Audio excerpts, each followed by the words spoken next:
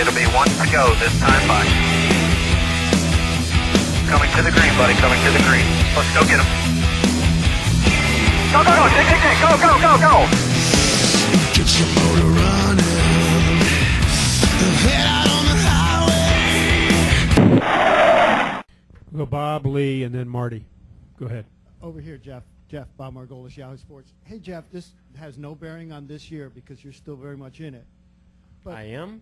Well, yeah, sure. Or are you not?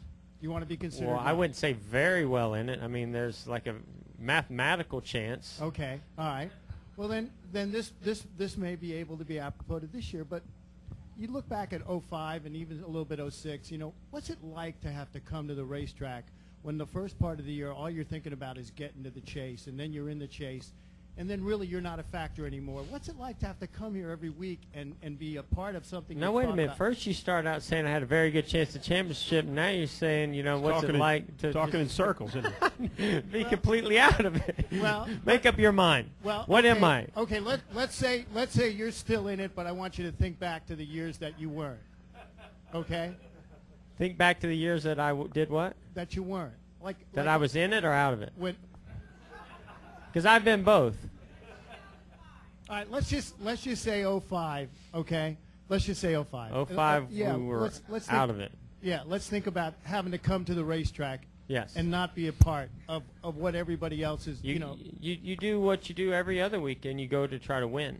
You know, you just try to win, and you try not to get in the way of the guys that you know, or be a changing factor in the championship. You know, by crashing somebody or something like that, blocking some guy in the pits. But you go out there and you try to win, and that's what we're doing now, just like we have every other weekend.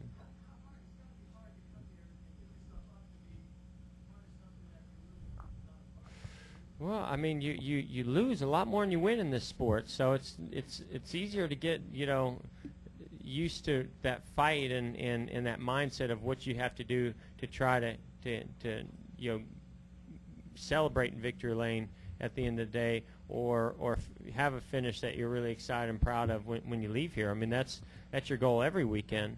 But I mean, you know, you just don't win as often. You know, I know I've won a lot in this series, but I've lost a heck of a lot more. So not that you want to get used to that, but you have to know how to adjust to it, and it's just part of racing. You know, you just that's just the way racing works. You learn from every experience, the good ones, the bad ones. You know, to me, this season does remind me of 2000, and it reminds me of a couple seasons that I remember, but probably 2005 or 6 more than anything, just because, you know, we haven't had a terrible year. It's been a pretty good year, but it's not a great year, and we're not a factor for the championship, and we've just come on very late in getting things where we need it to be, and so we obviously are trying to win races and focus on what we can do to improve the performance every weekend, but we're also trying to get momentum to carry into the off season for next season, and I have no problem coming out of this season without a win if I think that it can contribute to us going and winning 5 or more races next year and being a threat for the championship. You know, I will have no issues with not winning this year. All right, we'll go with Lee, Marty, and Keith. Go ahead. Lee Spencer, Fox Sports. Can you talk about the different needs a driver has during the course of his career when it comes to a crew chief? Because you may not need the type of guy Ray Evernham was when you needed him at the beginning of your career, very much like Earnhardt, you know, wanted somebody that would pretty much just give him basic knowledge, not run the team, you know, when he had his last, you know, switch of crew chiefs there at the end. Can you talk about different development and what kind of crew chief you might want now? I want Steve Letarte. I mean, Steve Letarte's a great crew chief, and the reason why I like him is because he understands me. He's very driven. He puts a lot of things in perspective, and you know, he's great with the cars and the team as a leader. I know he's been getting a bad rap this year, but You know, got to remember he's the same guy that led us to an almost championship last season. But yeah, I know what you're saying. I mean, the reason why combinations like me and Ray back in the 90s, why Chad and Jimmy, why those stand out so much is because they're rare. It's just hard to find that combination, and it's not just the combination of the driver crew chief, it's all the people around them. It's the organization, the engines, the chassis, the engineering, it's all those things.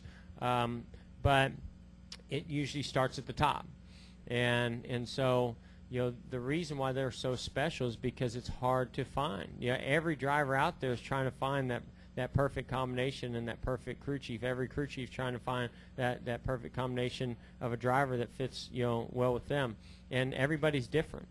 You know, certainly when you start off, you want somebody that has experience and confidence that you know, can pretty much that you don't have to sit there and have any guesswork. You just do your job and go about it the best that you can and let them steer the ship. And I think one of the biggest challenges that happens is as you gain knowledge, as you gain experience and have success, then your idea of what you need becomes, you know, very narrowed down, and you have a good idea of what it takes and what it doesn't take. And so, like for me and Ray, you know, we started to butt heads a little bit, you know, on that, because he pretty much wanted to do things the same way he always had. And you know, I just didn't feel like that's what I needed, and so, good or bad, it sort of, you know, drove us apart. Not to mention him having the opportunity to go do the Dodge thing, and that's why you gotta be impressed with what Jimmy and Chad have done, because I feel like that you know, there's been several times when I've questioned Chad's, you know, how he goes about it, because a lot of times he does treat Jimmy the same way he did when he was a rookie, and I think that you know, Chad has learned from that and has gotten better at that, and Jimmy does a great job working with him and telling him when he's, you know, crossing the line, and they have unbelievable results, and it's not because every day is a happy day. You know, it's you know, they fight through it together and they communicate, and you know, that's what every driver's, you know, looking for, is somebody that is that you feel like is family, where you can say just about anything that's on your mind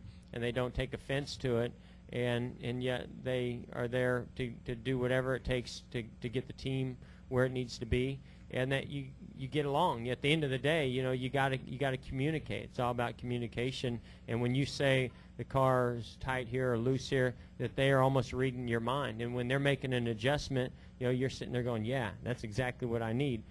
Engineering and everything, I know I need to go, but engineering and stuff has changed, you know, a lot of things today.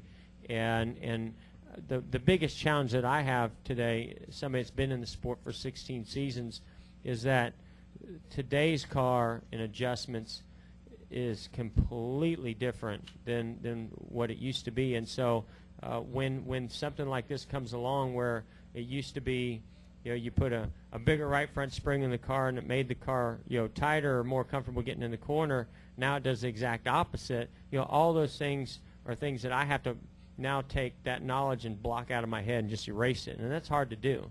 And so it takes a crew chief that's got to pound that into your head and you know, steer that ship with confidence.